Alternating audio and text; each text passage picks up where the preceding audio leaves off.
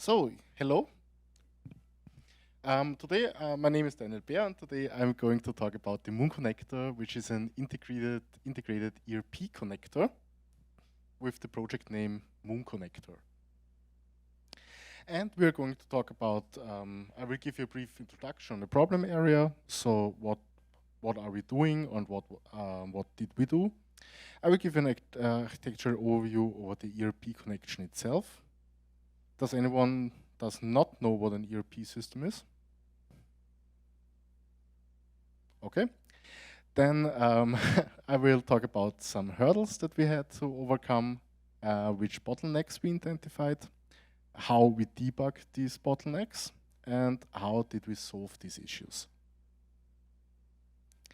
So let's head into the problem area.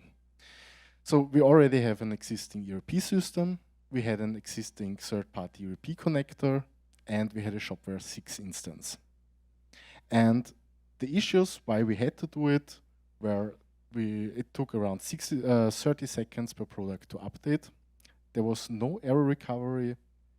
So after 3 retries, the message was just gone. Tedious restart procedure, so a sequence of multiple commands, starting and stopping specific parts in the application, and you had to follow a specific order of these commands, otherwise you need to restart from the beginning. And there was no feedback to the ERP at all. So you had to manually check if everything was really transferred or not. Also, every connection had to go through the ERP connector, as you see.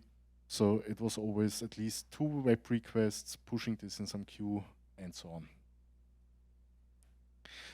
So this is how it looked before. The ERP connector had a RabbitMQ in the background. It fetched changes from the ERP system, pushed it into a queue. The connector processed these and sent it to the Shopware API. So you had the full network round trip at least 2 times, forth and back. If some error happens, then you started from the beginning.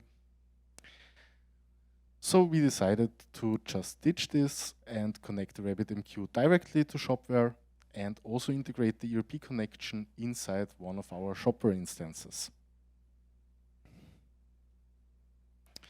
So this is actually how it was supposed to work.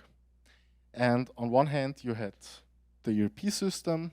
When a change occurs, you get noted. So there's some kind of list, and the new connector will fetch all the changes, will send a message, so an envelope in Symfony with the Symfony Messenger, with multiple IDs in there for every single entity type. This will be sent to a queue. Then a handler, also again for a specific entity type, will fetch this from the queue, will fetch the actual data from the ERP system, process it, and save it in a database. And there should be another arrow which transfers some feedback back to the ERP system if that was successfully done or if an error occurred here. So what hurdles have to be overcome? In the actual state, so when we started with it, there were around 120 entity updates per hour, and we targeted around 75,000 entity updates per hour, because there are a lot of changes in the system, and this really needs to be done in a short amount of time. There was, as mentioned, no error recovery, so we had to build in some error recovery. Also no feedback of the results, so adding the feedback. Restart procedure, so our goal was easy scalability and easy restart procedure, so that you can start more workers for these queues and process multiple items or multiple entities at the same time. It was also proprietary software, and with proprietary, I mean really everything was written by themselves. So there was not even a library really used in there. So we decided to use the Symfony Messenger component and also the Shopware DAL to write everything in there. And another pain point was there was no targeting of specific instances for the Shopware API. So think of, you had these 100 updates, you have a load balancer in your application, and the ERP connector just sends this request to your application until all your app servers are totally busy by processing your entities, and your shop just does not respond anymore and nobody's able to buy anything. So we decided also to use the Symfony Messenger component, because here you can start these workers on specific instances and keep the request serving instances, keep the CPU utilization on these instances low. So what bottlenecks did we identify while doing the new implementation? So way more updates, 120 updates before. After that, 75,000 updates. But the updating itself still took 30 seconds. We started a lot of parallel workers, so 30, 40 workers, but it did not improve this throughput significantly. And in the end, the load on the database itself was just average. So we could not figure out why this happens. It was just slow. So we started debugging the application using Blackfire. This will show you the full call graph. I didn't make it any bigger because there's not that many information in there. But if you use this tool, it will show you the full call graph on every service, controller, function, and how many time was spent in there, which makes it really, really easy to figure out which parts of your application are slow. And we found the bottleneck, and it was the entity index registry. So most of the time was spent in there. So it was actually not the update process of the entities, but the indexing. So some tasks that will be done in the background or after you updated the product, like generating a new SEO URL if you change the title, price updating, and so on. So there are a lot of different indexers in shopware. And we found out that nearly 80% of the time was spent in a single indexer, which is the product indexer. And in the beginning, we really dig deep into it, if we can improve anything there, if we can move some things out, and so on. But we didn't succeed because most of the things are really vital, and you can just not skip these parts of the application.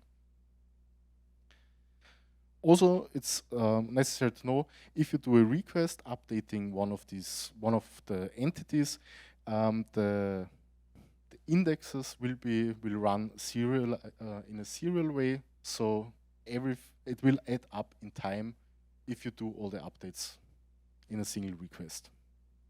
So we had to come up with a solution for that. And the idea was we are going to decouple the database update process and the indexing process. And this is actually done by a single line of code. It's adding a state to the context. It's use indexing queues. And in this moment, it will write the indexing messages to the database. And from there, a worker, which is automatically run by shopware, will pick this up and process it. So finally, we speeded the update process by a lot. I think it's updating it in under a second for every product, or even faster. But the indexing ran in the background.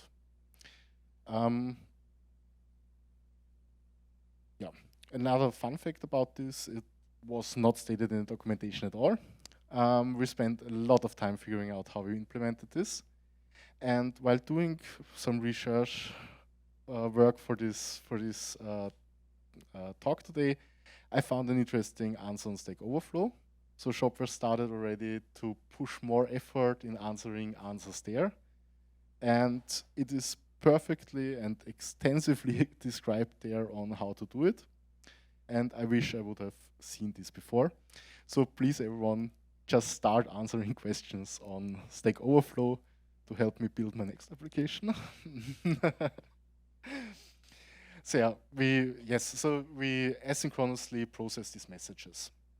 And this is how the database looked like after we started this. There were not only 75,000 messages in there, but around 200,000, because there was not only the product indexer, but all the other indexers that also push their messages in there. So database load was increased heavily, and really heavily, because the reading and writing of these messages to the enqueue table caused a lot of troubles because the web shop got unresponsible. Of course, all the app servers want database. Yeah. This is a thing that we found then in the shopware documentation. Shopware recommends that you're just using up to 3 workers for consuming these indexing messages. On my previous slide, I had a number of 25 workers for these indexing messages. So it became clear where the bottleneck was. And it came in handy that we decided to use RabbitMQ from the beginning, because we can update, or we can configure the enqueue transport to also use RabbitMQ. So all the writes and reads from the database will not occur anymore. As a second thing that we noticed was we were using MariaDB, and MariaDB has a, let's say, flawed implementation for JSON fields, which shopware is heavily relying on. So there are custom fields, you can save whatever data in there that you want.